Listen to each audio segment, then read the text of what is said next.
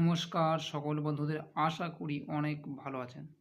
তো বন্ধুরা, অবশ্যই চ্যানেলটা সাবস্ক্রাইব করে নেবেন, তাহলে খবরগুলো সহজে পাবেন। তো বন্ধুরা, এখানে যুবশক্তি বলা হয়েছে, কারণ যুবশক্তি আপনারা জানেন যে অন্নপূর্ণা ভাণ্ডার ইতিমধ্যে 1,10,00,000 মহিলাদের অবশ্যই দেওয়া হয়ে গেছে। 1,10,00,000 মহিলারাই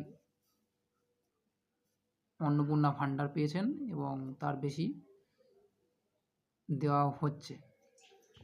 মোটামুটি যারা ফর্ম ফিল আপ করেছেন বা অনলাইনে যাদের হয়েছে তাদের সবাইকে দিয়ে দেবে, এই বার্তাটা বাংলার মুখ্যমন্ত্রী দিয়েছে। তো এখানে বাংলার ছেলেরা এখনও পর্যন্ত কোনো টাকা পয়সা পায়নি। তো তাদের জন্য যুবশক্তি যে স্কিম চালু করেছে বাংলার সরকার, তো এখানে অনলাইন ফর্ম ফিল আপটা হবে 22শে জুলাই, এরকমই খবর আছে।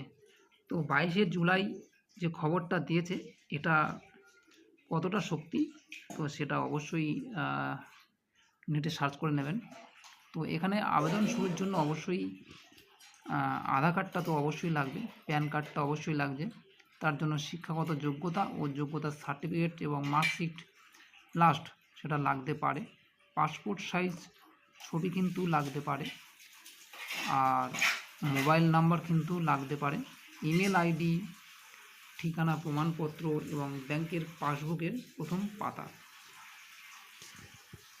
তো বন্ধুরা, অবশ্যই আরেকবার বলে দিই যে যুবশক্তি 22শে জুলাই সম্ভাবনা রয়েছে অনলাইন ফর্ম ফিল আপ। তো অবশ্যই ফর্ম ফিল আপের জন্য রেডি থাকবেন। আবেদন শুরু 22শে জুলাই হতে পারে, সম্ভাবনা রয়েছে।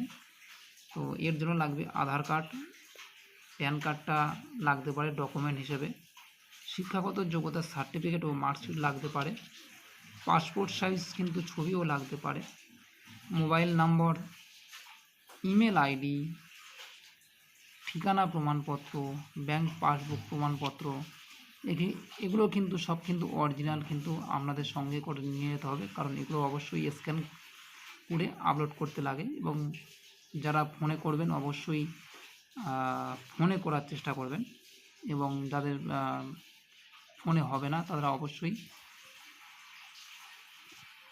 জেরক্স দোকান যেখানে কম্পিউটার রয়েছে সেখানে গিয়ে অবশ্যই তারা ফর্ম ফিল আপটা করবেন। তো বন্ধুরা, এই হচ্ছে আজকের বিশেষ তথ্য। যদি ভালো লাগে অবশ্যই চ্যানেলটা সাবস্ক্রাইব করে নেবেন।